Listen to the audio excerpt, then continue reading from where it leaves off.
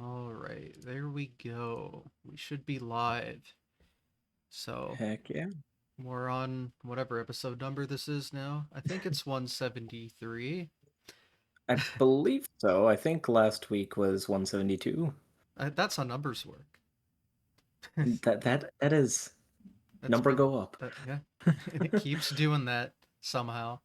Anyway, recording this in advance because I will be at a tournament this Sunday, so few days Heck yeah. beforehand. But we get these out in time. I I try my best anyway. So far, so good. Anyway, uh, we all know the show, so we don't know you though. So we'll start there.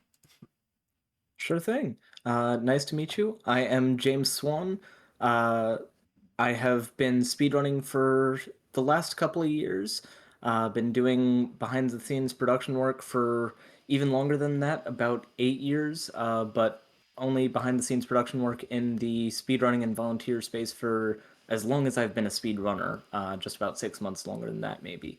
So yeah, I mainly speedrun rhythm shooter type games, but I have done a few roguelike games as well, and a few Doom clones as well, a few Doom games.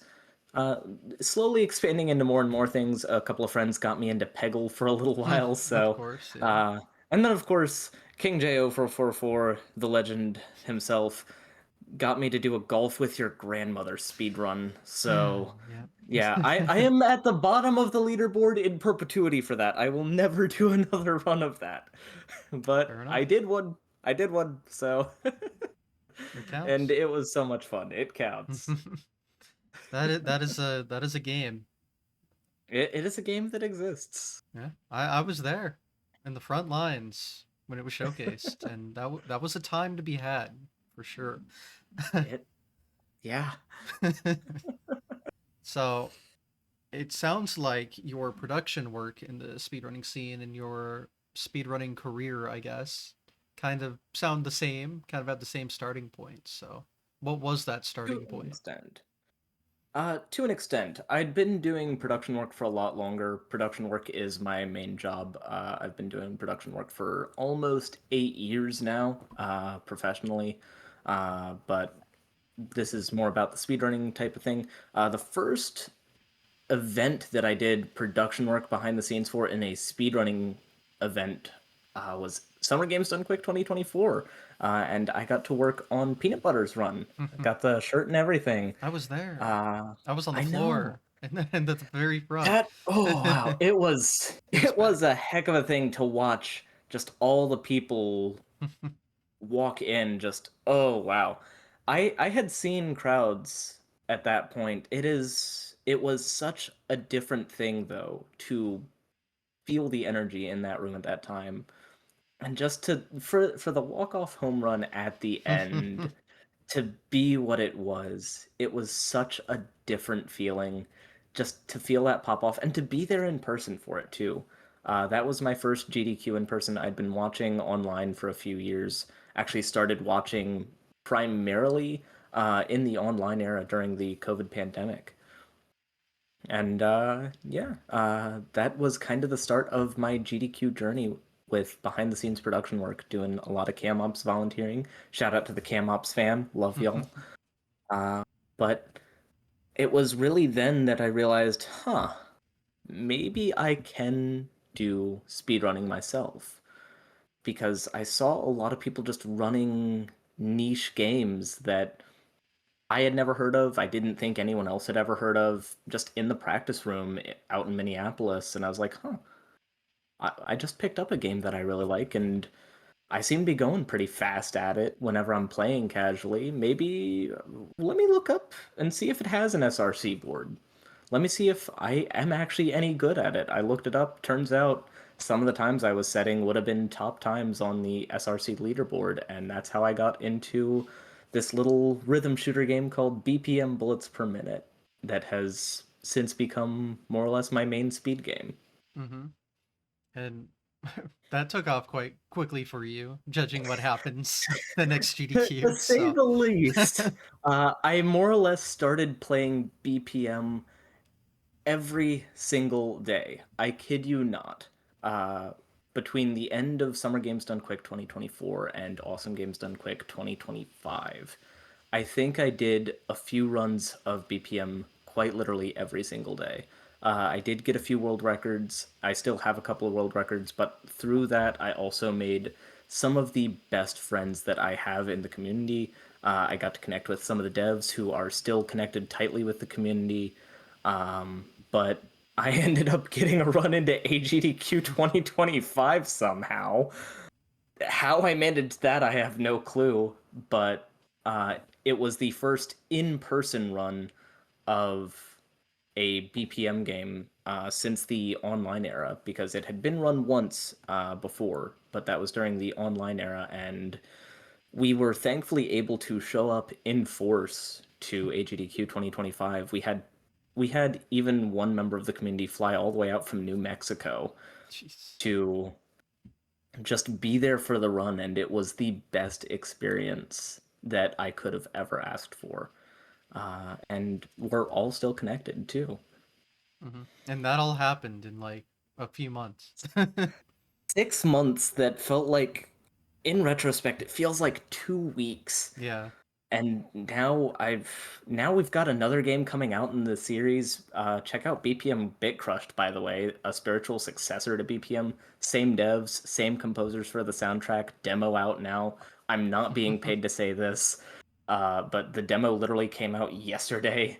It's so much fun, and it just is so much fun. I cannot hype it up enough, I guess the just out timing of the couldn't be pure better. enjoyment and hype that I have for this. It's slated to come out in full later this year, and the devs have literally been working with the speedrunning community to make it a more speedrunnable game, Hmm. which is amazing. We started speedrunning it more just over the last few years, and the devs have just welcomed the speedrunning community with open arms. How many communities get to say that? That is just the most awesome thing ever. Yeah, And you see that a lot so, more with yeah, more independent studios, which is nice. yeah, Obviously not all of them, but you know, no. that's why indie studios are the smart ones. Right. Yeah, we'll go with that. But shout outs to All Interactive, Josh Sullivan, Sam Houghton, David Jones, everyone that works on the BPM project. Y'all are awesome. The speedrunning community would not have the games that we have from you all without it. So yeah, BPM is just the main speed game that I've run, but since then, I've learned about a ton of other awesome rhythm shooters that are out there. You just have to do a little digging in the Steam files or something to find just a hidden gem here and there. Or sometimes not so hidden in the case of Metal Hellsinger. Uh, Metal Hellsinger was the next game that I really fell into, if you've ever heard of it. No. So, Metal Hellsinger is very much more of the Doom clone variety of rhythm shooter. BPM was much more of the. It had a lot more of the Doom aspects, but Metal Hellsinger is more or less the only one I can think of that has a genuine story up until RoboBeat came out, I should say. And shoutouts to RoboBeat for being awesome. Uh, but Metal Hellsinger, and I will take a moment while talking about Metal Hellsinger to talk about the Outsiders, the development team that created Metal Hellsinger, and say, I am so sorry again to you all for having your studio shut down by the No. ownership. So you all made an amazing product with this game, and I do hope that you all do get to make something new in the future. But it is a legendary, legendary title with a original soundtrack featuring a ton of metal vocalists. And I'm talking iconic metal vocalists like Serj Tankian of System of a Down.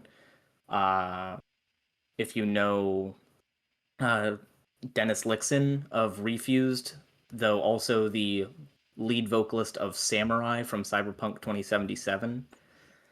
And so many more talented vocalists on the soundtrack for a completely custom experience, and it was an amazing rhythm shooter with probably the best rhythm calibration that I have seen in a game to today. Mhm. Now, I do kind of want to bring it back a bit because this sounds kind of like a newer genre. So, what exactly is rhythm shooter? Because I know it's becoming a much larger thing than many a times ago. I would say that it is very much a very new genre. I think BPM, which is what I can say is most likely the first one, it is the BPM is the oldest one I can find in terms of examples of it, only came out in 2020. So the quote unquote oldest example is only 6 years old, which, I mean, ancient in video game terms Maybe in to some speedrunner people. terms, but Yeah, in speedrunner terms, it's ancient, hmm. but uh, it is quite literally taking rhythm games and FPS elements, or at least most commonly FPS elements, since we do have a few top-down examples now, and just mashing them get together. You're having to fire, sometimes move. Most often, if there's a movement mechanic tied to rhythm, it's jumping and dodging, and it's all on rhythm. Usually, you see either set soundtracks that are all the same tempo, or you'll see individual tempo tracks per level. We've seen a few games where you can adjust the soundtrack freely as you go. RoboBeat had a very innovative style of your character has a cassette player that they can just swap out the cassette that they're playing to swap out whatever song you want to be listening to at the time, so you can play to whatever beat you want to be on at that moment for a very flexible rate Hmm. of play. BPM bullets per minute had a static rhythm throughout, but still one of the most incredible soundtracks I've ever heard from Sam Houghton and Joe Collinson. Metal Hellsinger had variable tempos throughout the entire soundtrack, ranging from as low as just about 103 up to about 140 beats per minute. Though I know that sounds a little slow for metal, but it can get pretty fast when you're trying to shoot on beat. It sounds easy at first, and then you realize this isn't your standard rhythm game. It is one thing to do standard inputs on a rhythm pad. And shout out to rhythm gamers, by the way. Hmm. Rhythm games are hard. I cannot do spin rhythm, I cannot do sound vortex, I cannot do a lot of the regular rhythm games. I am absolutely horrible at Rift of the Necrodancer.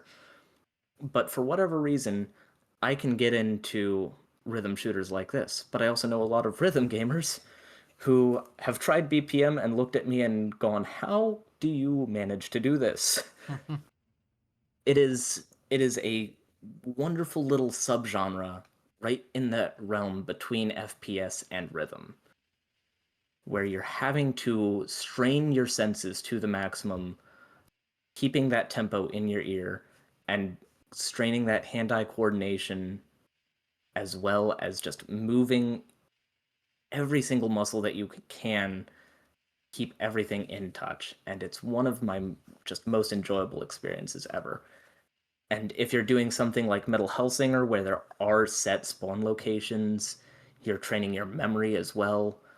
You're training your tempo memory. You're training your location, and some of the runs that we've begun to route out have gotten extremely technical. Some are much more simple, such as with BPM. We have just, hey, do do roguelike things and make damage go burr.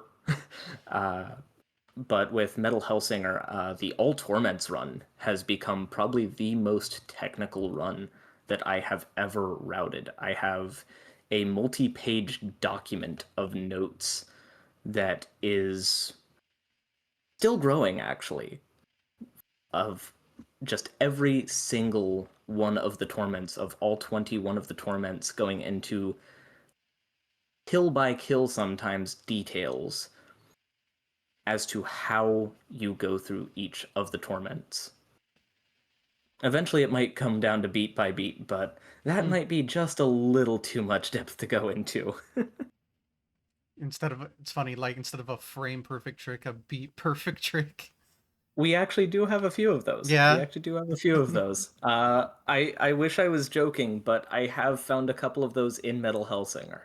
And unfortunately, they're also RNG based too. So My favorite. it Yep. is a luck based beat perfect trick. And dear gracious sakes, they are the bane of my running existence for all torments. I can imagine. And I wouldn't have it any other way. If you're half a beat off, you don't get that. You lose 5 seconds sometimes. Fun. And it's so much fun, and I wouldn't have it other way. Because sometimes there's another beat perfect trick later in the run, and that one loses you 30 seconds, but is much easier to hit. So it's so much fun to get into the soundtrack. And when you have such a unique soundtrack to listen to, you just don't get bored of it. You can put hundreds of hours in. I think I've got about 600 hours in BPM alone, and I'm nearing 400 hours in Metal Hellsinger, which I know, rookie numbers for speedrunning, but we're pushing the times further and further. And I have managed to develop rivalries and friendships throughout the speedrunning community, and we're all just pushing each other further to find out what we can do next. Hmm. But yeah, I've never played a game in that genre, but I just knew it was a like more recent development that's been obviously having a lot of games come out for it, and we've been seeing it a lot in like speedrunning situations. And I don't know, sounds cool because well, I've always thought like that kind of movement is pretty hard, but I really like Mhm. rhythm based things. Yeah. So, Depending on the game, the movement can be much more simple or complex. With BPM bullets per minute, it's your standard Unreal Engine movement. mhm. So you can get some of the standard B hops, you can get standard some of the standard dashes, but end of the day, you can go almost just as fast as just holding down your sprint and just running as fast as you can. Plus, certain items make it faster to sprint than it is to B hop. With Metal Hellsinger, there's movement tech and a lot of it, and it can get very complex very quickly. But if you're going into something like RoboBeat, made by the same devs as Ultra Kill, Hmm. yeah, you can expect that there's a learning curve for the movement. There's a learning curve for the movement, for the for just about everything there. Oh my word. RoboBeat is the only one I have not been able to really learn or master yet. Shout out to the RoboBeat runners because holy heck, that is a tough one. But we still have new games coming out too. There are so many demos out right now for new rhythm shooters that I haven't even heard of yet or know nothing about from independent studios that are just starting to surface and are trying to crack into this new little niche.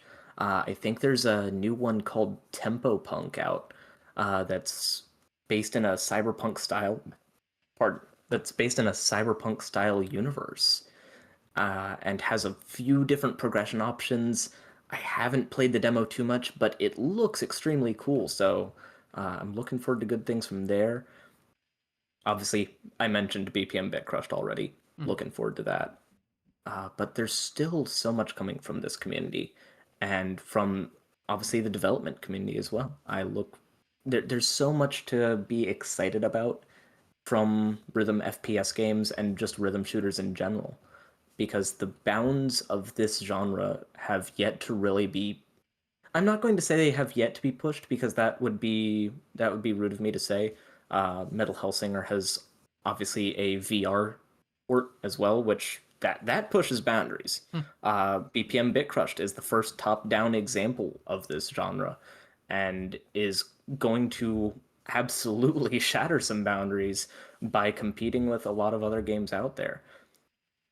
RoboBeat has pushed boundaries through the roof by competing with a lot of other heavy movement-based games. So I'm not going to say that boundaries haven't been pushed, but we have yet to find the limit, is the better way for me to phrase it, I think. Hmm. So what does the speedrun community for these games kind of look like? Very tight-knit, very diverse, and very competitive, but in the most fun way possible. Whenever we get a new time, we're always pushing to see wherever it goes. Uh, the other way I will also mention it is we are very star studded. We have a few runners throughout the rhythm shooter community that are more or less like living legends in our community. One that pops to mind is NPR. NPR is a legend of the BPM community who has set some of the top times, and a lot of us are just chasing after. He's managed to figure out the movement tech to a point where we are just pushing and pushing just to try and chase after that extra minute of time. Uh, but before him, oh, I'm trying to remember the name. I had it on the tip of my tongue. There was another runner that we were pushing after who also chased into the Metal Hellsinger community. Resbik. Resbik is another legendary runner from South Korea who still actually holds the world record in Metal Hellsinger 8 Hells and a few IL world records in Metal Hellsinger. And we've only just begun to catch up to some of Resbik's times. A few of them have begun to be beaten, and I can take some actual genuine pride in saying I have managed to beat a couple of Resbik's times in Metal Hellsinger. And we've managed to beat most of Resbik's times in BPM bullets per minute, which a lot of us didn't think we were going to be able to do until NPR did it first, and then a lot of us pushed forward afterwards. Uh, but we have a lot of living legends in the community that we're all just chasing after, and it's the most fun that we could possibly have. Because having that living legend to chase after pushes us to push each other, and it inspires us, especially because hey, we're all here to have fun. And when we have a community that's willing to share what we know so freely, when we have people who are constantly writing guides, sharing resources, developing new save files for people to use so that we're all on an even playing field, developing splits, sharing tactics, things like that, it becomes an environment where we're all just bouncing ideas off of each other or developing new ideas for runs to make a new just to make a I I'm trying to figure out the best way to phrase it. I think a culture of invitation, uh, where anyone can do a run of these games, even if you don't have the best rhythm, even if you're playing on a controller, if you need to use aim assist with a controller, please give it a try. One of the best runners of Metal Hellsinger that I know literally uses a controller and has multiple disabilities, but they are a top 5 runner in the world. They are one of the less than 10 people that has gone sub 50 with their time. They are a legend of the community, and they inspire me to keep doing better every single day. So do not let anything hold you back. If you want to try a rhythm shooter, please try it. Please try it. We will help you. We will give you anything that you need to try and push yourself to the limit because we want you to do better. We want you to join in the community. We want you to have fun with the games that we are speedrunning. Hmm. And that's a good like way of how like all the speedrunning community in general should be, right? I think most communities would be that kind of same suit, but a lot of them aren't as tight knit, I guess, because some are just way too big Just so for, massive, yeah. yeah. So To an extent, it is fortunate, yeah, that we are such a niche community because we are able to help out individuals like that, yeah. mhm. Now again, there's nothing wrong with large communities either. Like No, there's no, always not at someone all. that will help you. and there is always Absolutely. a way to get into it. But yeah, there's something more, you know, it's just a different vibe, I guess. Yeah. I mean, one of my other favorite games to run is Hades and Enter the Gungeon. But as much as I enjoy those communities, you can get, I'm not going to say lost in the shuffle, but you can feel almost like you're echoing as opposed to bouncing ideas off of each other. And that's not a bad thing. That is not a bad thing. That is not a dig at a larger community because I absolutely still love hanging out in those communities. I still hang out in the Enter the Gungeon Discord on a pretty regular basis. But I just feel at home with these communities because these are communities we have been able to more or less build from the ground up, develop connections with the dev teams of these games. We've been able to just give feedback and develop better runs, better tech. We've been able to improve, quite literally improve tech for a future game before that game is even out in a certain instance, which blows my mind that we have been able to help a development team make a better game for the community it's targeted towards before that game even comes out, which means a lot to us. The dev team has been nothing but awesome, and we're grateful to them as well. So, yeah. Yeah. And again, that's not something you hear very often, so that's pretty cool.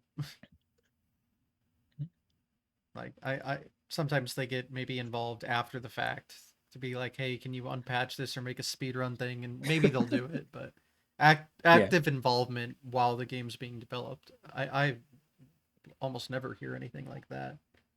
No. Well, we were amazed to hear it when the game itself got announced, when BPM Bit Crushed got announced, that they were actively developing speedrun compliant and speedrun supported ideas. We we even have one of the devs doing speedruns now. Hmm. Uh, one of the devs holds the quote unquote demo percent world record currently, at least in spirit, But none of us have been able to beat that time yet. Oh wait, no, it got beat earlier today. It got beat by 7 seconds earlier today. Had Well, to quickly check the Discord, but yeah, we have devs that are actively starting to learn the speedruns as well, which is absolutely bananas to me. And the devs have also been like, hey, if you ever want us on for dev commentary, reach out to us. How often do you have devs that are actively willing to be so supportive to a community? Like you don't see that so often, but for the rhythm community, for the rhythm shooter community, it just it warms the heart. And we're eternally grateful to all the dev teams and all the just groups out there that have supported our small little community along the way. so what other games are part of that collection and other stuff that you ran that are maybe in that genre? Well, I think I've touched on most of them so far with Metal Hellsinger and BPM Bullets per Minute being the main two. I have given that due diligence to RoboBeat. Uh, Beat Slayer is one of the iconic ones that I will put out a nod to. The only speed run of it currently has been done by Amerlin and Nico with a C. Uh, that came out in 2024, but it is more of a rhythm roguelike, Mm. uh, more akin to Hades. It's one of the few examples of a top-down rhythm action title, and it is an absolute blast. I need to get back into running it at a higher level. I have not played it nearly enough to speedrun it at a high level, but it has also changed significantly since I last played it with a lot of the updates that have come to it. Uh, but it is absolutely one of the it is a wonderful game. Uh, Another game that isn't quite a rhythm FPS, but has an amazing soundtrack and has come from one of the publishers that has been one of the heaviest supporters of rhythm FPS titles, Quayle Games, uh, is Don't Stop Girly Pop. I will shout out that as well. Don't Stop Girly Pop is a newer title that has come out in the last couple of months, and is a heavy movement shooter type game, with an amazing original soundtrack that I would just absolutely love to give a quick shout out to. I have learned the speedrun for that. I haven't submitted a formal time for the full release of the game, but I did put a ton of time into the demo, and the demo percent runs for that game. Yeah, I know that that was a big game that the speedrunning community specifically was talking about. Like GDQ had a whole day about it on the Hmm. Hotfix show. I know it was one of the popular entries into the uh, schedule for next month. So, Yep. It's going to be awesome. If you haven't seen it yet, the only thing I will tell you is if you're photosensitive at all, please go into that carefully. There are a lot of particles, um, very pink, is it now? and yeah, I can't imagine, but it is such an awesome and fun game. But rhythm action games as a whole are also just an extremely fun niche of their own. Uh, it should be also mentioned Hi-Fi Rush. Hi-Fi Rush Hmm. exists and is an awesome title. Uh, I Yeah, so that's like unfortunately rhythm have combat instead of shooting, right? That's yes, like the yes, difference. yeah, but doing any sort of multi-purpose action on rhythm is a lot harder than you would think. Hmm. Whenever you're manipulating yourself in 3D space, whether you're top down, whether you're in a third person perspective, whether you're first person, it is a lot harder than I expected when I first got into it, and as I have learned so much more about it, rhythm action games have become one of my go-to titles as a whole. But between rhythm action and rhythm FPS, they are just some of my favorite titles as a whole. Whether it's playing casually, whether it's speedrunning, they are just an awesome little thing to hop in and enjoy. Hmm.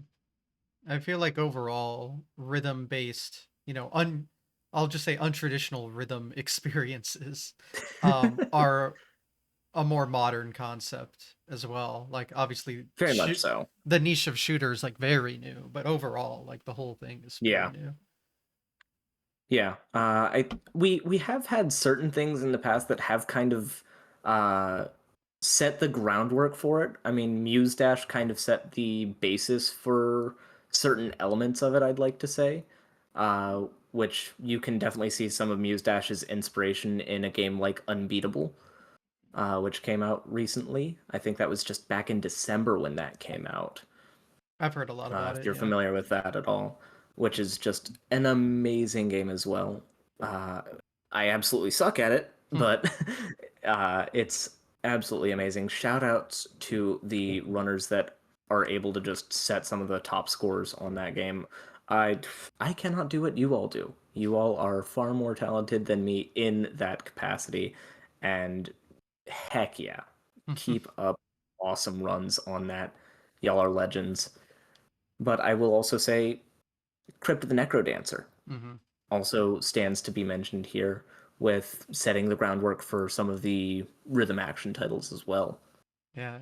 I, It's I interesting think that you everyone's like put that at one, do least a once. newer concept so well that Nintendo's like, here's our IP. They don't give away their IP very frequently. So Yeah, that was interesting. yeah. And I think Necrodancer was what, just 2015, if Yeah, I'm not it's still mistaken? fairly new. Again, Yeah, not it's as new as only like the about 10, FPS. 11 years ago. 10, 11 years ago. Yeah. with FPS versions of rhythm action only being about 6 years old. It's such a new little niche genre that so many people are still innovating with that I it's just so exciting to see what happens each time something comes out. Hmm. Yeah. And I know they ended up making their own like more traditional rhythm game. I've seen footage of that, and that has a bunch of collabs in it of itself. So Yeah, yeah, that was clearly there's Rift of the something about it. Necrodancer, I think. Rift, yeah. Yeah, if I'm not mistaken, I think that's what it was called, which uh also just so much fun. Hmm. Yeah, there's a lot of rhythm stuff now. I had Rhythm Heaven on my DS. I remember that. Ooh, yes. Oh my word, that's a blast from the past. Heck Hmm. yes. Now that's a Ah, little. I guess it's unconditional in some ways, but when you think rhythm, it's kind of like that. Like you tap button to beat, and that's pretty much it. Like that's Guitar yeah. Hero with extra steps, Rock Oh Band with yeah. extra steps, that with extra steps, but it's the same I basic think I grew concept. But up all on this other stuff is adding a lot more to. It's a lot more steps. I'm gonna make some people feel old in your chat right now, and I'm sorry Mm, for it, but I think I grew up on with my introduction to rhythm being Lego Rock Band for the Nintendo Wii. mm, I think that was really my first introduction to rhythm and rhythm games. So yeah, not regular Rock Band, not on any of the PlayStations or anything like that, on the Nintendo Wii, and it was the Lego port of it. mm, Which also, looking back on it, had some very unique soundtrack choices. mm. Well, they've Yeah. got to be more family friendly, I guess. So. Oh, they were not family Oh, friendly. okay. That's fascinating. I that's Oh, a okay. we that's probably not a safe topic to dip too far into. I'll say the My name bad. of one band involved. Lost Prophets. Enough said. If Um, you understand that one. I don't, and I'm gonna be glad I don't, I guess. Yep. Be glad you don't. Great. Yep. To anyone who knows, yeah, they're cringing in Mm, their seats already. I'm sure. okay.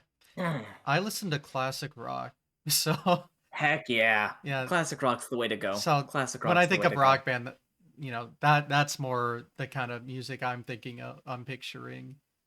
Oh yeah. Um, Obviously they do a lot. They did a lot more modern rock at the time too. I didn't have any rock bands growing up or anything. It was something Yeah. you'd like play at a friend's house or whatever. But so that's why I'm not as knowledgeable as I guess I should be.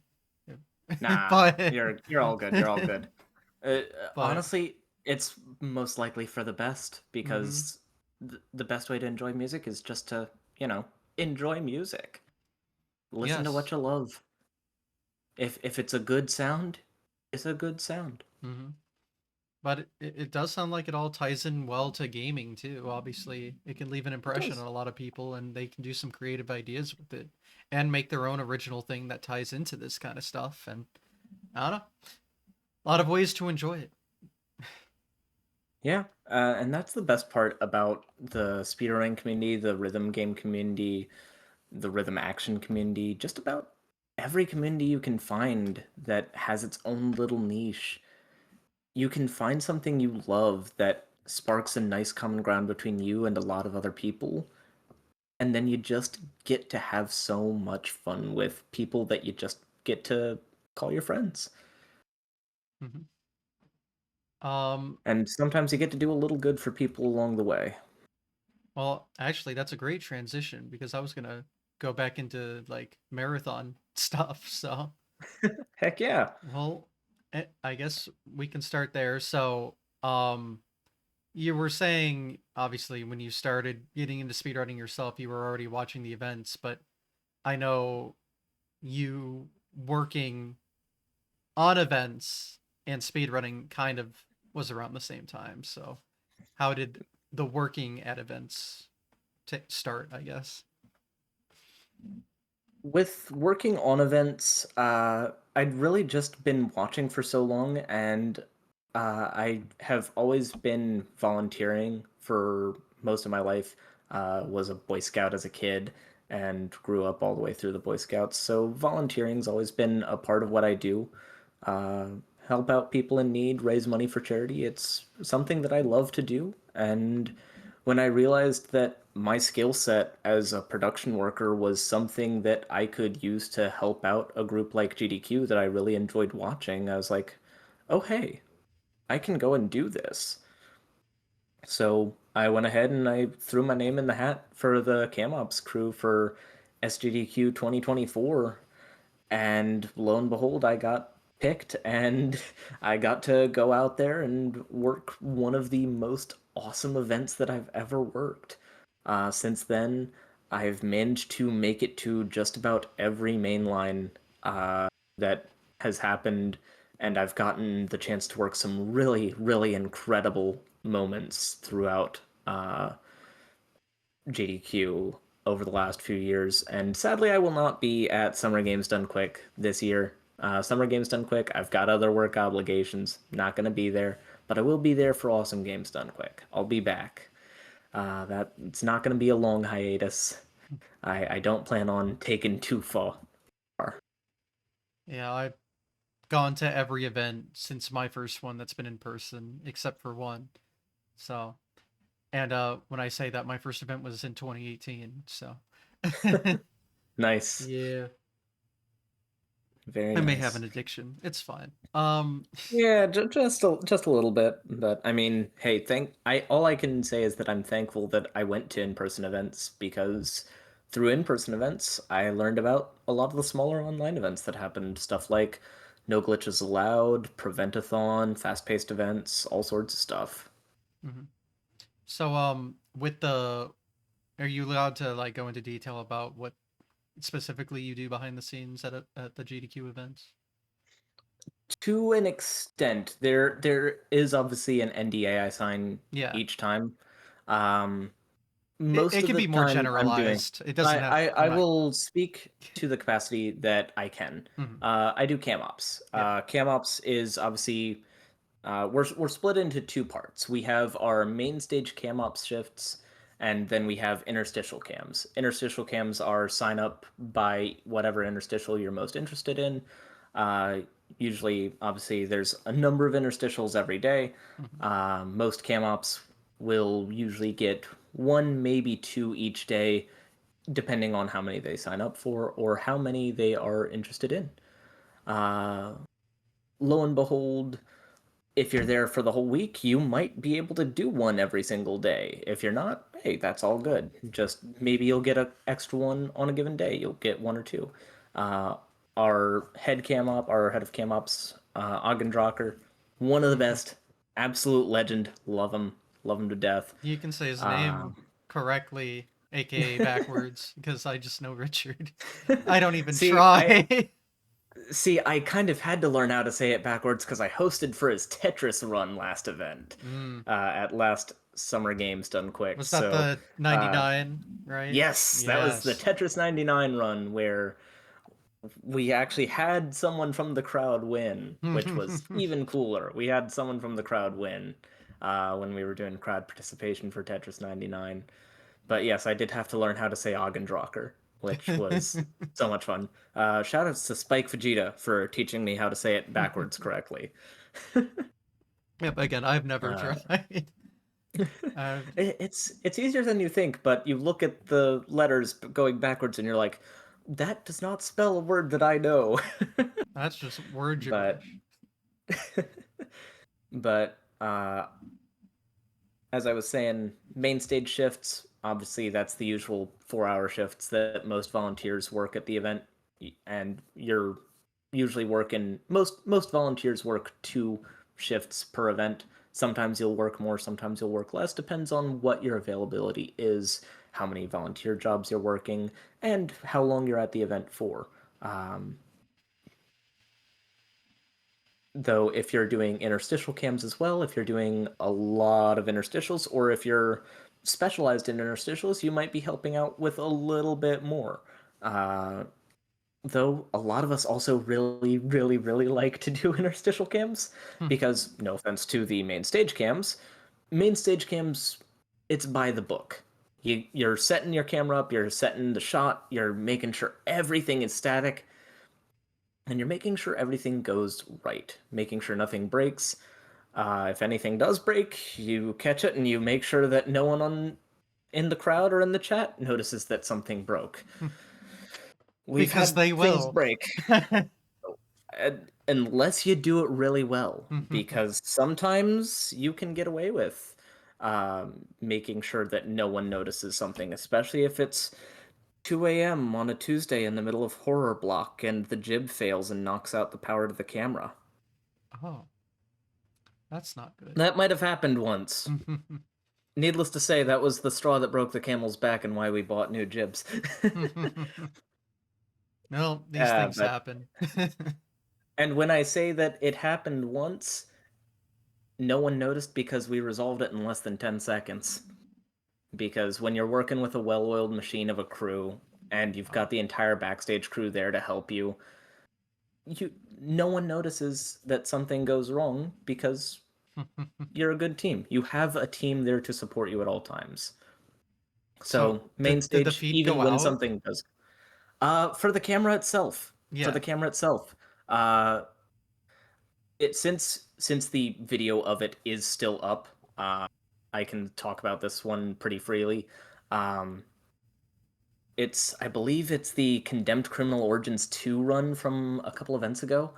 Uh, you'll see where the camera shot just suddenly starts to drop because the tension lock Mm. failed on the jib, and the camera shot lowers just slowly, but as it lowers, it knocks the power cable out of the back of the camera because these things are running on wired power. Mm. Obviously, with no wired power, the camera doesn't stay on, and on the feed, you get a nice burst of color bars Mm. uh, before just it goes to black. But the game's still running. Mhm. So anyone that's watching the feed, they're not usually watching the runner cam, they're watching the game, which is good because that means as I jump up on stage, put the jib over my arm, slam the power cable back in, I've got Augendrocker and at least one of the engineers running over, and they're already tightening everything back up on the back end, tying it, taping it, whatever they need to do back into place to make sure that it is working. And we had it swapped out for something else before the end of the next run. Hmm. We had it perfectly cleaned up and fixed, and we had feedback before 10 seconds was up, basically. And we had a clean shot set back to stable before 30 seconds. So you're It's speedrunning tech, is what I'm hearing. pretty much, pretty much, because that's the goal. Is whenever you're in a technical situation, if something goes wrong, fix it. Make sure that whoever is watching doesn't notice. And thankfully, with runner cams, if something does go wrong, 99% of the time, no one's watching the runner cam. Unless it's the crazy taxi run, in which case, well, Yeah. you better hope that nothing goes wrong. But hey, we had such a blast with that run. Shoutouts to Churen, who was my co-cam op for that. They were the main stage cam op for that shift, and I was basically just a secondary cam op for extra shots. Musical Daredevil was our director, and we had 2 extra cameras for that one. We had 4 total camera shots of the band and Chuckles the runner. It was one of the most fun productions that we've ever gotten to do from a cam ops perspective, and also one of the most challenging. Uh, we were working with the engineers and everyone backstage for a good few hours. Honestly, pretty much all week, just trying to pre-visit and plan it leading up to everything, but we pulled it off. I don't know how much I can talk about on that one, though. So I think I'll use that to cycle in a little bit more to some of the creative interstitials that we've done. Since interstitials are usually where we get a little bit more creative freedom. Obviously, we've taken on some more ambitious runs like the Crazy Taxi run with the live backing band, Mhm. but usually interstitials are where we get to really go bananas with Yeah, certain things. 99% of runs are just once you have static shot, leave it alone and hope nothing bad happens. Yep. And 99.99% of the time, bad does happen. Especially since we have upgraded a lot of the tech. I believe the cameras have been upgraded too. I mean, everything is constantly evolving and improving. Someone just watching casually, they might not know just how much effort and time is being put into the evolution of the production every single year and every single event that is happening. It is so amazing to be someone, even just in the last couple of years, who has been able to go back there and watch the evolution that has happened.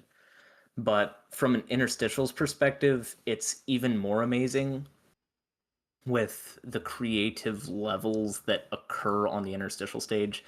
For the last couple of events, I've had the honor of being one of the camera operators for the pre-show. If you remember, it wasn't this most recent one. It was a couple events ago. Um, Shoot, I can't remember which event it was, but all the pre-shows are so much fun. You never know what's going to happen.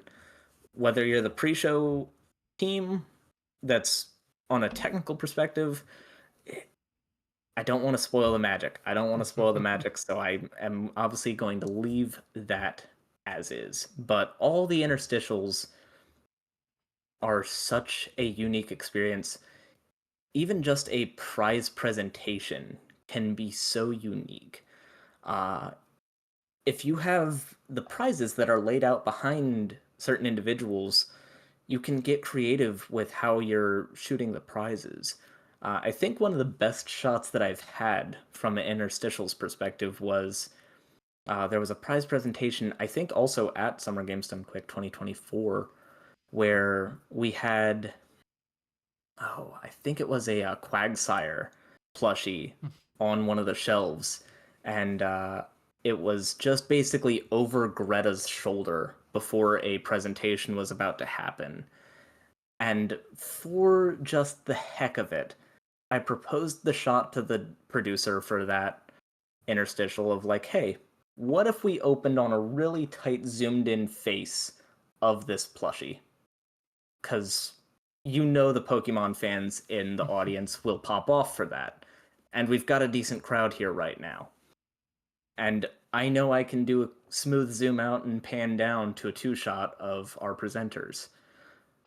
And I think it was, I can't remember who the producer was off the top of my head, but they went ahead and said, go for it. Practice your shot. Let me see it. If you do it well, I'll give you the go ahead.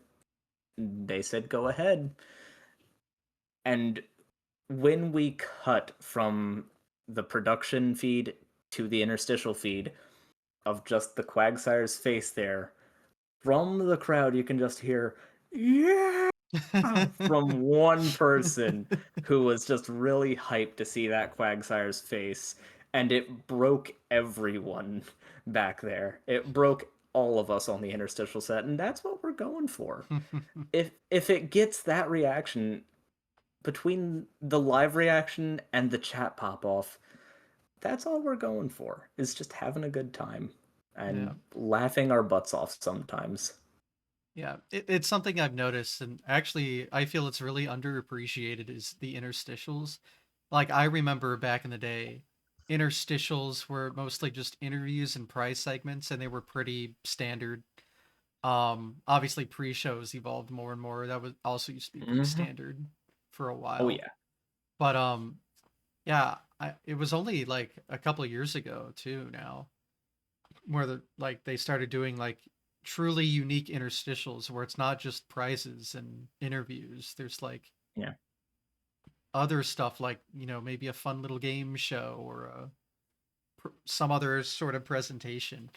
And in most things, even GDQ used to not on like their playlists include any of those interstitials. Now they've started doing it, but Mm-hmm. it's when people think of a GDQ event, they think about the runs. They don't really think about the interstitials, and I think it's really underappreciated, that kind of work, because a lot of It really those is sometimes. stuff is genuinely like fascinating. Just like the amount of effort that goes into just the in between stuff. I've been working on a personal project of archiving all GDQ stuff, and that's including interstitials. Hmm, So I've been nice. like actually archiving interstitial work. So I've been seeing a lot of it, and I'm just like, these are it's like unique programming. I don't know. It really is. It really is. I actually remember the interstitial that got my mother and a lot of her coworkers into GDQ because my mother's a teacher. Shout outs to teachers everywhere. Y'all have some of the hardest jobs in the world. Mad respect to everything y'all do. But a lot of her friends are science teachers. She is not a science teacher, but most of her friends are. And the segment that got them into GDQ was the first ever ADEF science segment, Mm-hmm. if you That's remember what I that at was all. thinking of when I was The bringing first, this the up. first, I think it's LabX collaboration that they did Mm-hmm. uh, I think that was was, AGDQ 2024. yeah, I think that was AGDQ 2024, just before I got to go to SGDQ 2024. I Uh, remember it was about that magnets. I do remember this yeah, it interstitial it was the magnets at AGDQ because they he 2024. even It was put them the to a magnets. CRT and was like warping the Yes, CRT. Yeah, like yes. again, this is the kind of stuff like I remember it, and I'm like, this was a really Hmm. cool segment. But when you think of GDQ, you're not thinking about this. And I don't know. Hmm. Again, my But personal that opinion is was it's underappreciated, but that's probably not I, a s- unpopular opinion.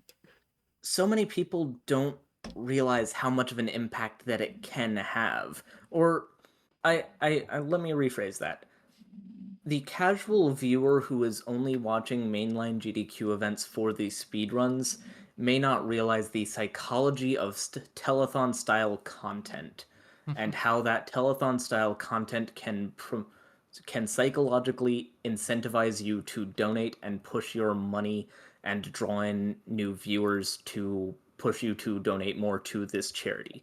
Uh, and speaking more as a production style person and someone who's been working at a TV station for the last 8 years, um, telethons are some of the most psychological television out there. They are basically a 24/7 advertisement, which you do not realize.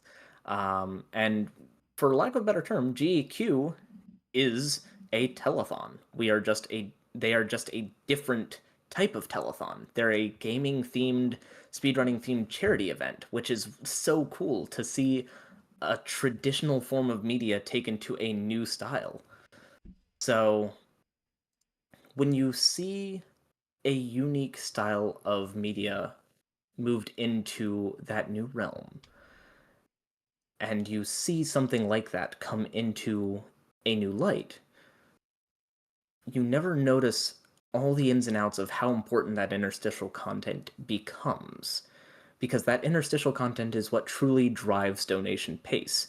The host on the mic is what truly drives donation pace. Whatever individual is currently hosting a run or hosting a presentation in a telethon or in a current event is that is what's driving the donations for that event.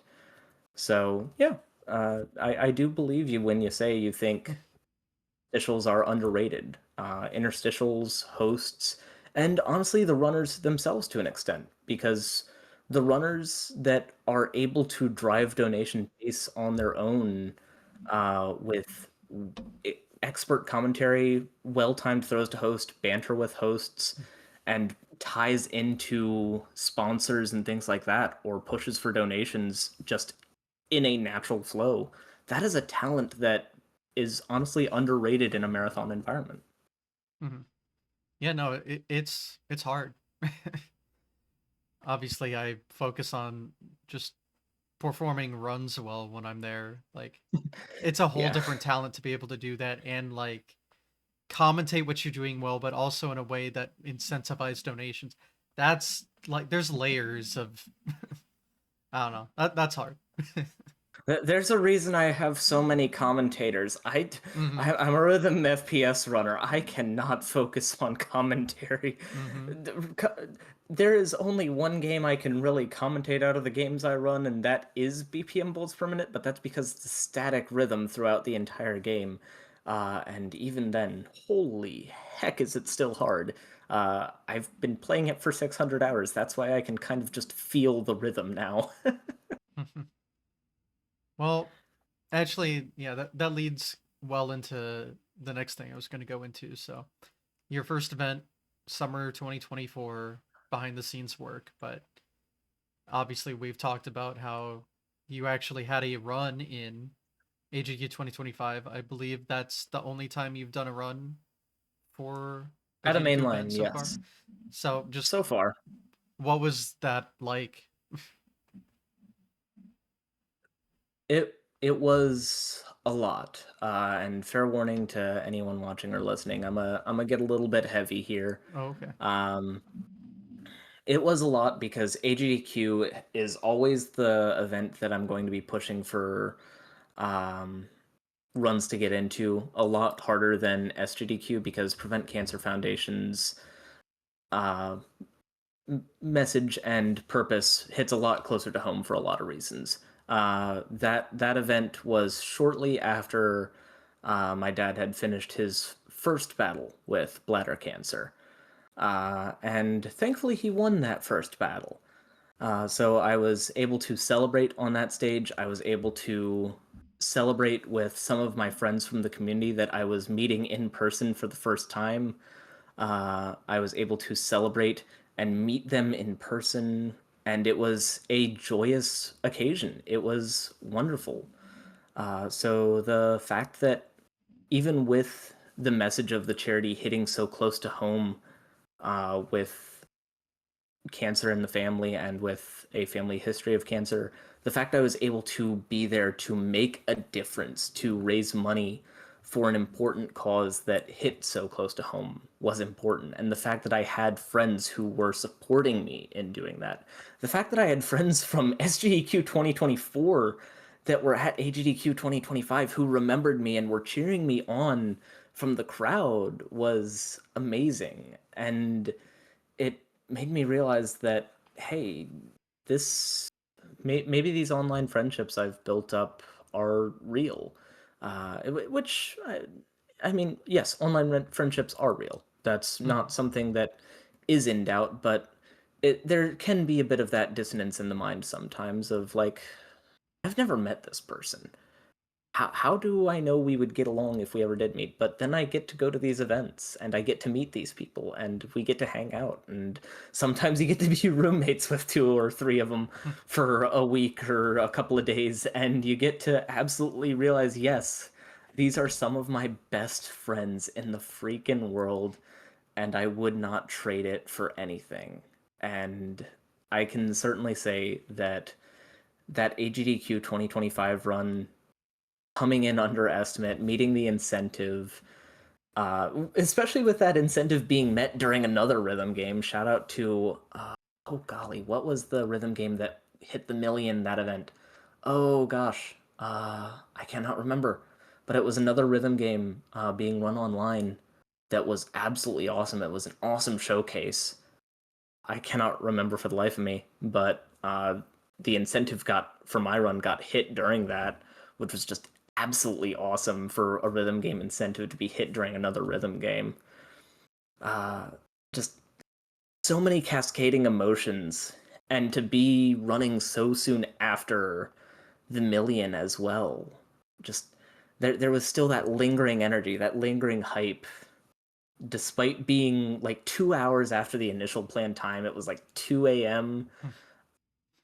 Was exhausted, and I was so stressed out because I had just had a run die in the practice room. I'd had another run go in wildly overestimate, and I was a little worried I was gonna have the run die on stage. Because, I mean, roguelikes are roguelikes. Sometimes the RNG just doesn't go in your favor. And especially with a member of Games Committee on my couch, that would have killed any chance of that would have killed any chance of that getting on stage ever again. Shoutouts to Amrylin for being awesome. But uh we went for it. We went for it, and somehow apparently since then we've learned that I apparently have impeccable marathon luck when it comes to BPM. But that run ended up coming at almost 10 minutes underestimate. because everything just kept going fast. I literally had to pause during the next to last boss fight to show off a quick kill, so that we could actually acknowledge it because I thought I had more time than I did, so I let our host, Selkuth Mind, shout outs again to Selkuth Mind, love you, my friend. Um, we let Cell read off a bunch of donations, and I was like, oh wait, I'm already at the boss. Let me just pause here so I can let Cell read donations and then jump back in. I had to give Amerlin a thumbs up, like, no, don't worry, I'm pausing on purpose. This is fine. Because I could see everyone be like, wait, why did the runner pause? Oh no, what broke? I was like, no, we're good, we're good. This is just so I can show off a tech.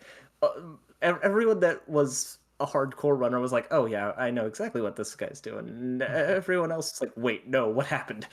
And I was like, oh, right, I probably should have told someone what I was doing. Yeah, because Yeah, but all the 99.99% of people watching probably don't have have that never insider seen it before. knowledge. Yeah, all the runners were absolutely relaxed and chill. We were like, yeah, finish off the last donation cell. And then I was like, here's the one boss quick kill we can do. Wait, why is everyone freaking out? uh, but it was just flash of time, but those are probably 20 of the minutes that I remember the most out of that event. Uh, and the thing is, I think I've only rewatched that run once. I don't usually go back and rewatch my runs. I This is going to sound hilarious, but I hate the sound of my own voice on a video recording. Hey, me too. That might sound Hey, weird after doing a I know. podcast for 3.5 years, but it's true. I used to mute my mic audio before I did this, obviously. Like, I mean, for speedrunning, I used to just not use a mic and then I would mute it in the recording so I didn't have to hear it back. So Yeah, I it did the took me same a thing. long time to not give a shit, but for a while. I still do Hmm. PA work and commentary work at my TV station. I don't listen back to much of it. Everyone Yeah. says I do an okay job. Yeah, like you're I always don't going to know be what the they're only listening person to. that cares, but I mean, it still is like a mental thing. It can be Yeah, hard to overcome that kind of stuff. to hating our own voices. Amen. Anyway, this is a great Oh episode. yeah. It Both the is. people It talking is. just hate their Hate voicing. their own voices. Fantastic. Anyway, Uh, on to the positive stuff. Heck yeah. Back Yeah, to speedrunning. back to speedrunning. So it sounds like your run went quite literally perfectly. About as perfectly as it could have. Every single showy element that we could have had managed to appear. We had certain things we were looking for speed. We had certain things we were looking for just to be like, hey, this is really cool and we'd like to show it off just for fun if we could. And everything after everything just kept showing up. I basically, by the end of the run, was a Thanos snapping aimbot that didn't have to care about the rhythm Hmm. because there were abilities that gave me auto aim, the ability to shoot off rhythm, and the ability to just snap my fingers and clear a room every few rooms. Hmm. So I managed to get all three of those in the massive loot pool that I had because yeah. And then of course I also got the marathon safety item that I was looking for in the first chest that I opened. And needless to say, everyone's shoulders relaxed a little bit. Hmm. When you find the marathon safety item that makes your character whose health is constantly ticking down not have health that's constantly ticking down, your shoulders relax just a little bit and you're like, oh, okay, good. I don't have to worry about my health as much anymore. Hmm. Uh, Interesting. Well, and then it was you worked that event too, yes, I was still doing so cam ops that event. so very busy. Yeah, not as busy as some people I know, but yeah, most events I'm doing cam ops because cam ops is my first love. I auditioned to host a few times and ended up getting in on my third time as well. Mm, I was one of the first new hosts to get in from the new audition format that is being used.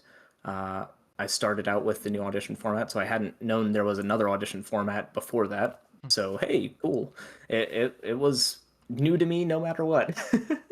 But it was really really cool to experience hosting for such a large event.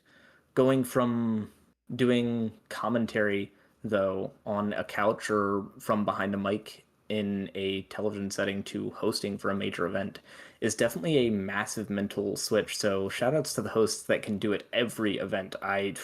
You have my major respect. I've done hosting for a few smaller events as well, but mainline hosting, I don't know. I might go for it again. I might not. No, it's definitely no easy task. I've heard everything that goes into it, and that is a lot to keep track of. It certainly is something to say the least. It takes a particular set of skills, and I'm amazed I even got in once. Yeah, I don't think that's something I could do. And I speak as someone where at like smaller events, sometimes the commentator for the run is also the host at that time, so I've had to do like Yeah, a very small kind of version of it. And even that is just like, oh yeah, I have to remember to like look at donations, even though we're only getting like one every 10 minutes. And then you think of yeah. GDQ that's getting like 10 every 1 second. 10 every second. Yeah. It's like, oh shit. Thank goodness for donation processors at GDQ. Whew. Yeah, Ugh. that's I can Enough I said can on just that imagine front. how hard the job is. Because you're Mhm. also technically, like I was saying, the commentator has to like also be a small host for that event. Like for Mhm. GDQ, the commentate or the host has to be like a small commentator. On occasion, Kind on of. occasion.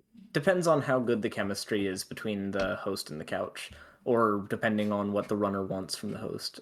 Mhm. There's actually, uh, there's a good amount of communication that can happen between the host and the runners before things happen. Mhm. Yeah, But I'm it's familiar a with lot of the. times it's just good vibes. A lot of times it's just good vibes. Yeah, it's mainly just like I'm expecting these couple donations. If you make sure to be on the lookout, here's my tag or whatever.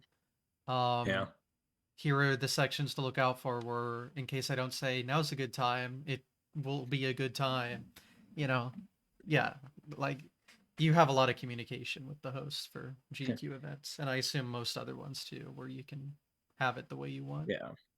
For the BPM runs, a lot of times I just tell whoever's hosting, uh, please just be mean to us and jump in if we forget because we get excited when things start to go fast. And if things start going really slow, we'll probably throw to you more often. Uh, this run can go 15 minutes, but it can also go 25 minutes. So, yeah. And it's also been awesome to see the variety of hosts and the variety of different styles of hosts when they're hosting a rhythm FPS game. A lot of different hosts and a lot of different commentators have extremely different styles when they're commentating or hosting a rhythm FPS title. Shout out to Pro Pokenoob, who was the host for BPM for Preventathon 7, I think it was, who just absolutely committed to a hilarious bit of just being like, I'm jamming out to the music. I can't hear you, but I think you called for donations. And it was such a hilarious bit. I was dying of laughter. So just if you ever want to try something and you're hosting for one of my runs, or if you want to try commentary for one of my runs, go for it. I'm down for good vibes and fast times. That's my motto. Good vibes and fast times. It's a good motto. Was that Mhm. the most recent Preventathon? I think so. Yeah, I think you ran there too, Yeah, I was right? gonna say that was my first time doing anything for Preventathon. I meant to like as early. Well, I say as early. I meant to submit to like 2024 and just forgot. So Yeah. we got there. You got to do the warpless run finally, right?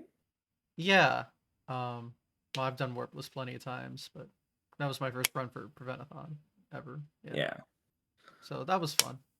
Although I did end up doing a category I've never done at a marathon before, Right. which is just the Right. second That was quest the version. category. Yeah, The there's a second quest Warbless, yeah. not just Warbless in general. Second quest. Hmm. But yeah, congratulations on having that. That was awesome. Yeah, it was. I know a lot of us were popping off in games committee about that. So Oh, sounds good. Yeah, I was just happy. I did donation incentive. It was accepted and then was also met. Like that. That's just yeah. because a lot of the runs I end up doing have a donation incentive that I come up or have helped come up with in some form, and I just love when those are met because you feel like you like helped raise money for charity, like Absolutely. in a way. And I don't know. that's always the goal.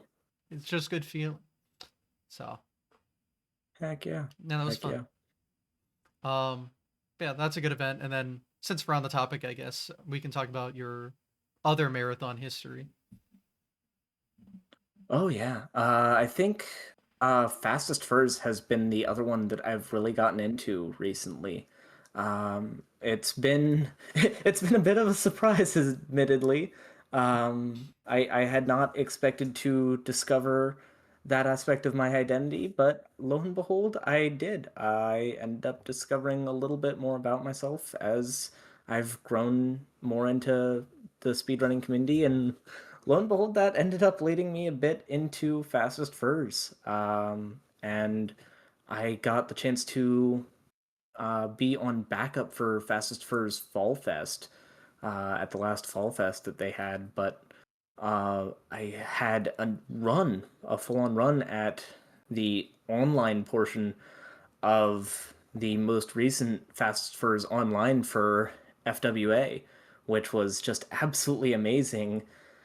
And I did not know that this was happening, but I got custom art made for the run as promo art, which then ended up on a shirt, which I did not Huh. know was going to happen. That ended up on shirts that you could buy, and needless to say, I have a few on the way because what? Well, Since yeah. since when is that a thing? Like what? That's the coolest thing that's ever happened to me. Yeah, That is the I have a coolest thing that's similar ever happened to me. feeling with the Yeti obviously always does like shirts that are themed with some of the Yeah. runs that are happening. And my first ever GDQ was the first online event, but they did their first and they ended up doing a lot more shirts like this where it was like it looked like box art of a retro game and then there was like 8-bit pixel art of someone holding a controller and playing a specific game. And the first shirt they ever did in that kind of series was SMB1, and I ran Oh, that at that cool. event. I had the record at the time in the category we ran. So it just like felt like a my shirt. And the worst part about the story is I don't know what happened to it, but years ago I lost it. And No. it was See, like my that's why I've favorite bought shirt. two shirts. That's why I Yeah. bought two. I'm not taking any risks here. Yeah, that's I've never lost a shirt before like that. I don't know what happened, but it was Dang. just happened to be that one. And I'm so sad. And it leads to a funny story that I've told on the show before, but at Dang. PAX West 2024, I was wearing I think that year's SGDQ just runner shirt. Um and I was just walking around and I was there for GDQ. I did a run at PAX Yeah. West. So I was just walking around and someone complimented my shirt. It was a group of 3 people, one of them complimented it. I was like, "Oh, thanks. Yeah, I really like this design." And they're like, "Oh, it's nice to hear you say that. This person made it." Those 3 people were the Yeti. Uh That's awesome. That's freaking so awesome. I remember telling them, I'm like, "Hey, I lost this shirt I really liked. So you don't like have any way of helping me out with that?" They don't. Very sad. Aw. Those are very limited time runs. So Dang. but No it just reprint reminds available. me of Dang. that really funny interaction. You at least tried. I did You at try. least It was a really had the good opportunity design. to try. I think it's still the shirt I wear in like my blue sky profile picture. I think I had it for Nice. that run that I used. I forget when I Nice. lost it. I could be wrong, but um yeah, it was a The couple shirt years ago now. sleeps with the socks now. Yeah, I guess. Yeah, it just went to a parallel universe. I don't know. It's gone. I have no It's in idea. that realm of all the clothes that get eaten by the dryer. I assume I was leaving like a GDQ or something, and it just like fell out of my suitcase while I was packing or something, and I didn't Yeah, notice. That yeah. makes the That most that that logical is the sense. logical But sense. Yeah. why that one of all shirts? That was like the most I know. meaningful. Oh, Ugh, tragic. But oh well, these things happen. Anyway, random tangent about myself. dang. Yeah, but it's a fun one. Yeah, I guess it did link to kind of what we were talking about, so it did remind Eh, me. hey, shirts are cool. I mean, They I are have cool. so many. I Yeah, think that one's sick. I love the. my casual attire is just GDQ shirts and Yeti shirts now, I think.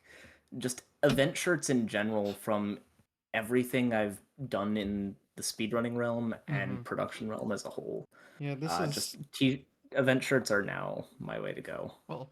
Actually, the only thing appears on camera is AGDQ 25. I'm wearing. Yes, Yeah, but I'm that's the wearing the AGDQ runner runner shirt. shirt that the Yeah, first event you ran at. So heck it yeah. happened to work out. I didn't mean to do that, but I guess lucky.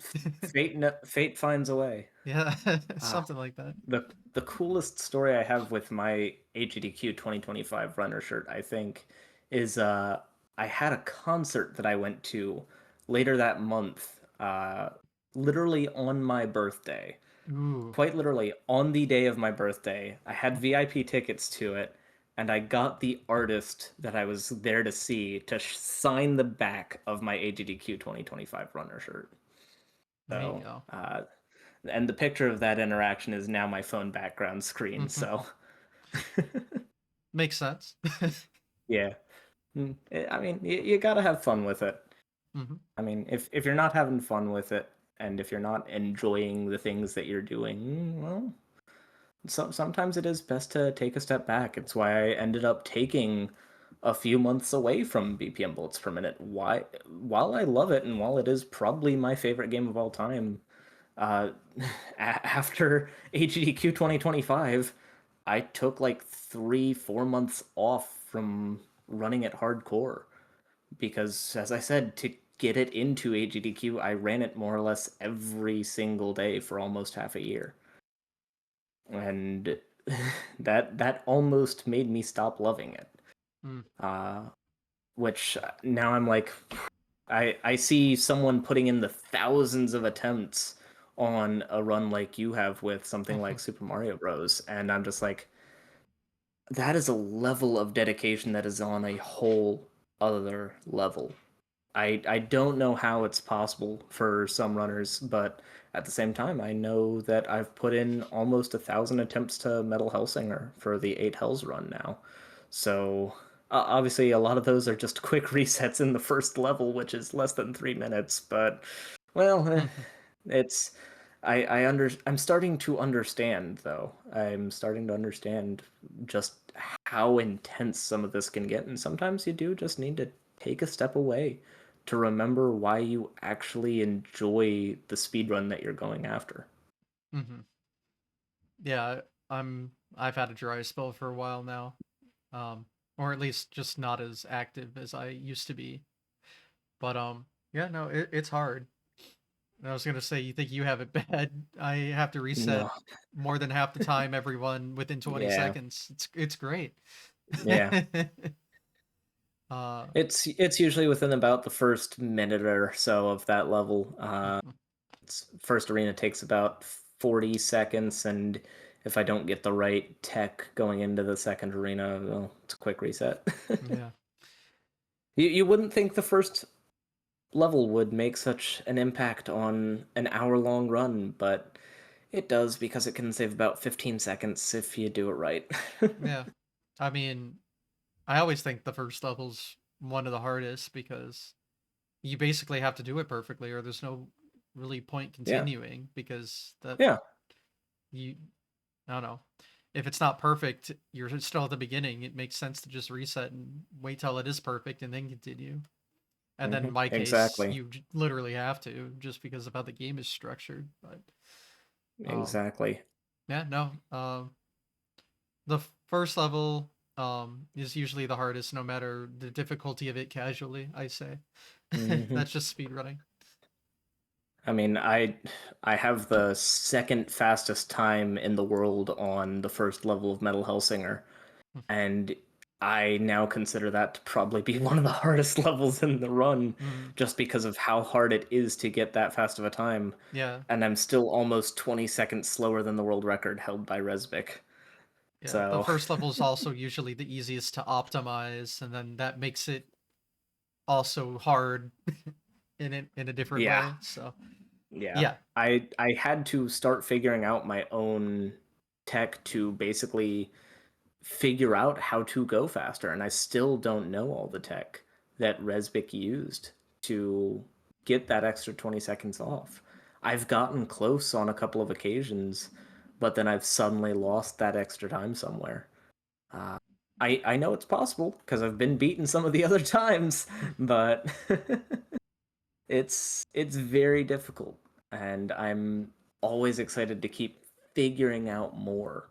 But especially with something like a rhythm FPS, whew, uh, I when I say that this is the third one of these mice I have gone through from just wearing a divot into the side of this from using the thumb buttons for a specific tech. Well, let's see. Is the graveyard of mice still over there? Okay, no, it's not. I finally cleaned that out. But yeah, this is number 3, and I have number 4 in my laptop bag already. Shout out, I guess, to the M650. It's really comfortable for me, at least.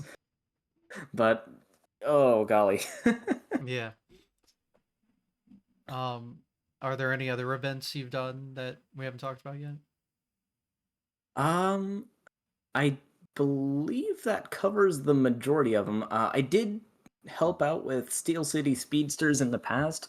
Fun little Pittsburgh-based event, though you are welcome to participate in it from just about anywhere. Uh, One of these days, I do hope to submit something to RPG Limit Break, though rhythm shooters are not quite RPGs, so that'll be interesting. Maybe I can find something that falls into that same little unique niche as Duck Detective, and can sneak it in somehow. Uh, but I think that does kind of fall into more or less most of what I have done.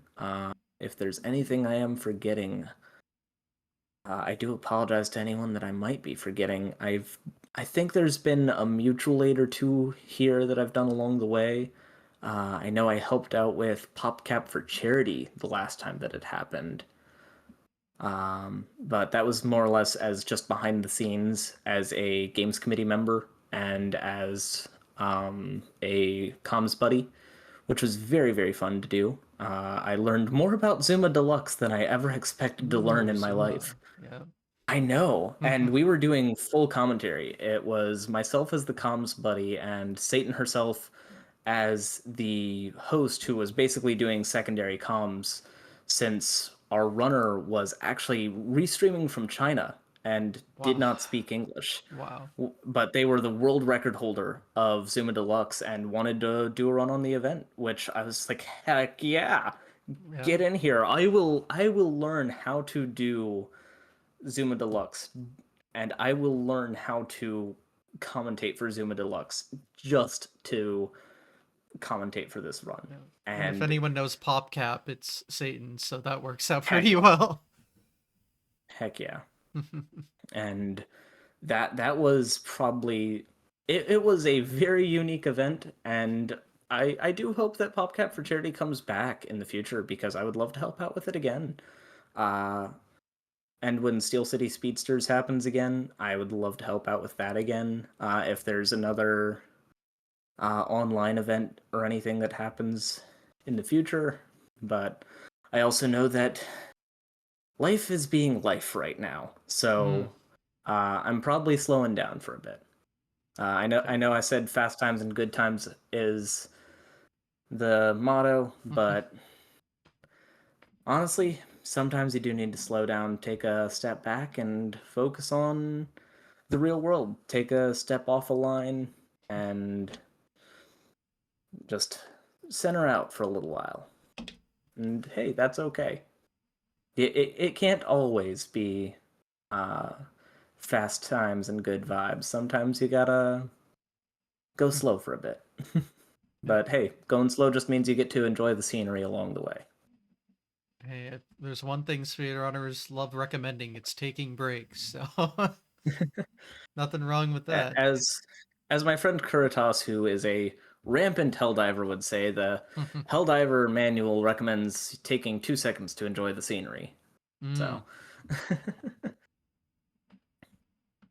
all right. Well, have we covered everything about you then? I think that's everything and then some to an extent. Did we touch every game you've picked up? I know we haven't really talked about game stuff in a little while. I think that's every single rhythm FPS title that I run. Recently, outside of rhythm action titles, I have been doing a little bit more in the roguelike spectrum. Currently, I'm running Sworn, mostly doing co-op runs with Kuritas, my friend that I mentioned there. But I have also been working on routing out the four characters run just for a little bit of fun, not pushing too hard there. Because it is a bit longer of a run, and as I said, just trying to slow things down a little bit. So otherwise, I don't think there's really much more that I'm really pushing hard on right now. Obviously, when BPM Bit Crushed comes out in full, oh, we're going to be that'll be really the spark that uh, reignites the speedrunning fire within me. I know that myself and the other BPM moderators and verifiers are already kind of talking about rule sets and things like that for it. So be on the lookout for a BPM Bit Crushed speedrunning page in the future. We're already working behind the scenes on stuff for that, so we'd love to have you all there. If you want to try something out, join us. We'd love to have you. Well, the last thing I'll ask then, which what you were just talking about kind of leads into it as well, but just future plans, long term, short term, in any way that relates speedrunning. Short term, as I said, taking a short little break, having some fun, Mm-hmm. taking care of real life. Long term, though, long term goal is to go to AGDQ 2027. I guess that'll be Mm-hmm. 2027. Yep, it is 2026. Time is flying. Time's flying when you're having fun or are just trying to keep up with time. Yeah. uh, but AGDQ 2027 is the next real goal for a major event. Uh, really hoping to get a run, maybe even two in. Hopefully, since BPM Bit Crushed is supposed to come out before the end of the year, hopefully that'll get in. Really gonna be aiming to try and get Metal Hellsinger into HDQ 2027 as well. Um, I do admittedly have my eye on a couple of games that are coming up for release in the future. Uh, Assassin's Creed, Assassin's Creed Black Flag Resynced is one that I do have my eye on as a potential. Uh, and then I do have one speedrun that I would like to learn just for the memes alone. 007 First Light, just so I can Mm, say Swan, James Swan. okay. I've been debating learning a James Bond game for ages. I have a few friends that run Hitman, so I figure if I run a James Bond game that runs on the Hitman engine and has Hitman-like mechanics, they can teach me. Oh, I didn't know So, the new James Bond game ran on the Hitman engine. That's interesting. to my knowledge, it runs on the Hitman engine and uses a lot of Hitman type mechanics. So I'm figuring this is my way in. I know it's. I didn't even hear about it until I saw some people I follow streaming it, and it looks very interesting because there hasn't been like a Yeah, James Bond style, well, James Bond game in a while. I just think of no, there like really hasn't. 007, and I know there was like GameCube stuff that wasn't really probably received that well. And I haven't heard of anything Yeah. since, so just interesting. Yeah, I'm very much interested in it. Hopefully, it's as good as I've heard it is. But I will find out when I eventually get around to buying it and or playing it. But again, a lot of stuff's taken a back burner. We'll see what happens when we actually get around towards HDQ submission time. Hmm. And then, Because oh, right now, sorry. day by day. Yeah. Do you plan on submitting to do work at AGDQ as well? Oh yeah, cam ops all the way. All right, fair enough. I'll probably also submit for setup and teardown, because production work. I know a significant amount of production and teardown elements between cable runs, rigging, stage work, things like that. So hopefully, I would love to have an excuse to put in for a little extra time off, go see a few of my friends for a few extra days. Oh, does it So take you like never know. many days to both set up and tear down Uh, too? I think it's usually a couple days before the event for setup, and usually a day after for teardown, something like Okay. that. I don't know all the details since I've never done GDQ setup and teardown, but hey, it would be a good excuse for me to take a couple extra days off, and I also have family down where HDQ is going to be held, so I Atlanta. would Yeah, have probably I would have an extra space to stay. that's good. Yeah, I'm excited for new location, completely no Yeah. location. So should be In interesting. theory, we shouldn't have snow. That's awesome. I'm all for that. Yeah, I was I there when it won't be was in driving through a Orlando. blizzard. Yeah. I, I was there when it was in Orlando, and that was great. Minus the Florida part. Well, yeah, a grain of The salt weather was there, but awesome. yeah. No, that was a fun venue. It's just Yeah. a shame the other stuff. But yeah, I mean, all the HGDQs I went to were obviously post COVID. We're all at the same place, which was below freezing and snowy at all times, pretty much. And then the only other HGDQ I was at that wasn't Orlando was 2019, which was in like just north of DC, but that I think like near Bethesda, somewhere around there. And that Okay, yeah. also had a giant like blizzard snowstorm. So Yeah, that would do I'm it. all for it not being a thing anymore. That would Yeah, be I great. mean, hey, Minneapolis in the summer, Atlanta in the winter doesn't sound Yeah. too bad. No, that sounds great. No, I've always loved Minneapolis in the summer. That Yeah, is it's a good perfect vibe. location for that time period. Oh my And a god. second hotel this year, I noticed. Yes, yeah. I don't think they've ever really done a like No, official. They've never done like an official like no. overflow that I can But think it's of. nice because now there's a official second location with hotel event rates. Yes, that is so With cool. event rate for yeah, and who knows? I doubt they'd be able to get broadcast feeds to the I don't think televisions so. in I think that that's second hooked hotel. into the That hotel would be itself. that would certainly be a long cable run. Yeah, I don't think. Just running a single cable down a full city block. Yeah, I mean, Take it through take it through the Minneapolis Skyway. I'm sure they won't mind. yeah, I mean, uh, that's actually cool. I didn't think about if the hotels are connected through the oh skywalk. God, I think they are. I think they are That actually. would The that's more I that'd think be about quite it, convenient. Although I think they close it down on they the do. weekends or They do at something. night. Yeah, It's either on so I the guess weekends that's or at annoying. night. Yeah, so that I guess But that'd be yeah, annoying. But like, but for the I majority of love the the week, skywalk. it would It's be so good. open. It is. If you know how to navigate it, it Yeah, is just one of the most interesting places to be. you mean I can go find food without having to touch grass? Sign me up. No, Mm. no, I love Not that there's Minneapolis. much grass in Minneapolis, anyways, but Yeah. hey, I mean, that's even better for my allergies. But yeah, that I think that is my favorite GDQ location. It's just there. It's so perfect in every way. So I will be Mhm. there in a month. I'm looking forward to it. Say hi to everyone for me. I tend to do that a lot. I'll be Chatmon. I'll be Chatmon from work.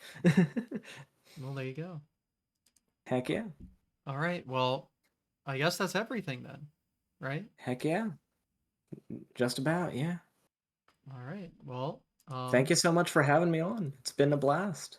no, I appreciate it. Thanks for again responding to my cry for help that I do almost every week, but not every But you got week. 2 weeks scheduled. You got two I weeks scheduled, I do man. have 2 weeks scheduled, and they are some pretty heavy hitters. So Heck there's my yes. promotion. Well, now that I have my promotion out of the way, you can do your promotion. Uh, I would do a big huge promotion of come check me out on Twitch at James underscore Swan underscore, YouTube at James V Swan, Blue Sky at JamesSwan Camops.bsky.social. But at the same time, as I said, I'm slowing stuff down. I do not stream on a regular basis. I do not upload a lot of content, and I more or less try to avoid social media like the plague. So Fair enough. I'm I'm really not active on a lot of social platforms. If you do come to a stream while I am streaming, I would love to have you. I'm usually just kind of lurking and chatting with people. Most of the time, I am locked in on a rhythm game, though. So, fair warning, I will likely not be able to chat with you too directly. If I do, I'll probably be pausing to chat with you and just doing a quick comment here or there. But uh, fair enough. I will not be doing full commentary on runs unless I'm doing something more casual like Sworn, or doing some good vibes with some Assassin's Creed or some Sworn or Hades, something like that, where I don't have to, focus on rhythm and heavy movement tech the entire time. Fair enough. But yeah, Well, and I have linked all of those on the screen and in the description of the YouTube video. So you can click on those. And if not, you can always just watch AGDQ. And if you see cameras operating, there's like a 10% chance it's you or something. less than 10%. I mean, I definitely a 0% chance at That's true. this next Yeah. event. AGDQ, But AGDQ, 5%. give or take. Yeah. I'd say just about. We are a pretty strong crew of cam ops. And on interstitials, shoutouts to the photogs that also slip in on some interstitial cams. The photogs back us up, and the photogs are pretty awesome too. The volunteers in general. Shoutouts to volunteers. Y'all are awesome. Yes. There's a lot of people that work behind the scenes. So, and I've talked to quite a few of them, and I've still barely scratched the surface. Yeah. There's a lot of work that goes in on the background, and again, I always find it interesting to kind of learn about the more intricate details. Obviously, not too intricate. I don't want to break NDA, but I don't know. Yeah. I'm all I don't know. That kind of stuff is just interesting to I hear do about. chuckle that I'm under more NDAs for volunteer work than I am for formal productions for some major broadcasters I've worked with professionally. That's interesting. Yeah, I'll leave that little tidbit as a nice just little just a fun fact. just a fun little sprinkle of treats for anyone who wants to come to streams or talk to me some other time. All right. Well, I guess that'll conclude the episode for today. So, Always. yeah, thanks for watching the episode, whether on Twitch or YouTube. Watching on Twitch, this will be uploaded in a few days. Watching on YouTube, business as usual. I do have my next two episodes planned out already on Sundays, and again, pretty heavy hitters. Would recommend. Um, but yeah, we're still going. So that's all I really got. So just take care, everyone. We'll see you next time. All right. Bye. Bye, everyone.